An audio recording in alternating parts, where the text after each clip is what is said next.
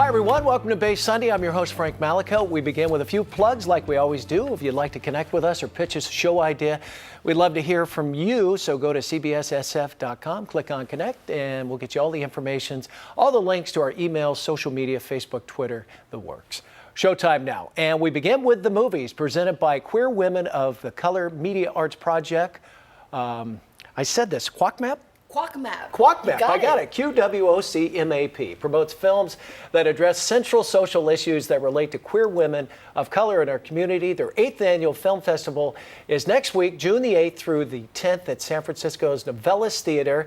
Here to talk about it, the founder, executive director, Madeline Lim, and filmmaker and board member, Brenda Williams. Welcome, welcome. Thank Good to you have so you much. aboard. Pleasure. Qwocmap, I got that out right.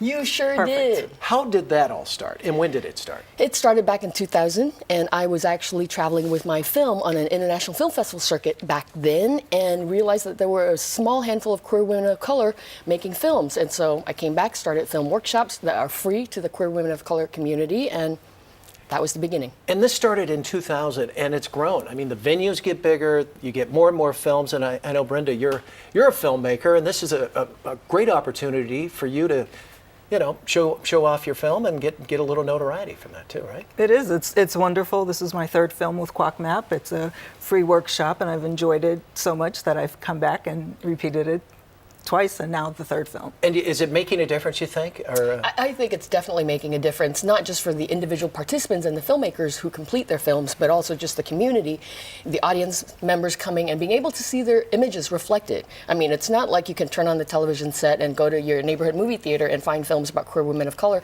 or transgender folks of color.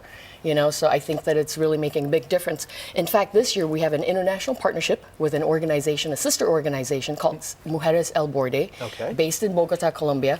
We are partnering with them to bring 7 of their documentaries up here. They're completely in Spanish, and it is about les, bi, trans, feminism experiences in Latin America. We're very excited about that. And here in San Francisco, we're obviously sensitive to such, but down there, is it a little behind the times a little bit in South America? No, not at all, Way ahead. not at all. I mean, same-sex marriage is, you know, happening down there as well.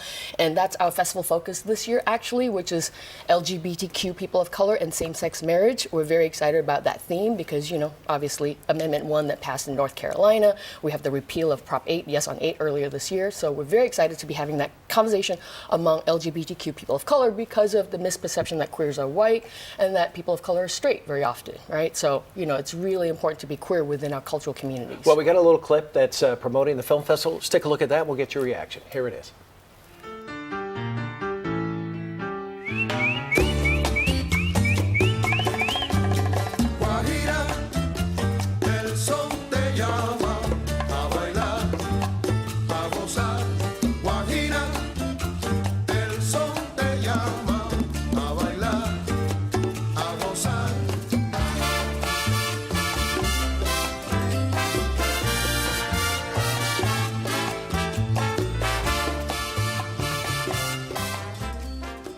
Well, Madeline, obviously a little Latino influence there. What was that all about?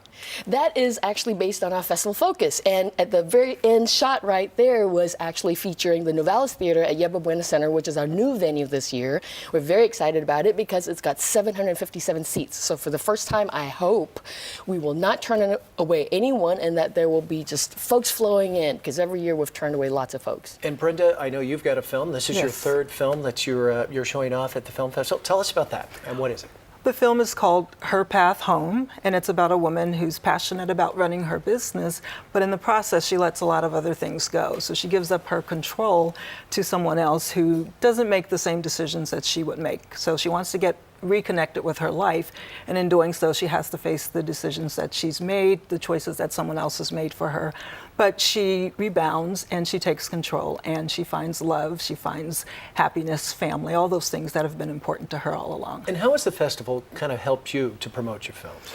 I mean, I've been involved in the festival because I enjoy it. I come when I'm not showing films. I work with the board. I just think it's a great festival. It's a great community, and I just love being a part of it. So it helps because it really teaches me how to make films primarily. All right, Brenda Malin, we wish you guys all the best next week. Thank you. Thank you very much. Good luck. If you like to see the 8th Annual Queer Women of Color Film Festival, it takes place at the Novellas Theater in San Francisco, June the 8th through June the 10th, 3 days. If you'd like more information on the Queer Women of Color Film Festival or Qwocmap, There you go. nailed it. Please visit qwocmap.org, Qwocmap, all one word.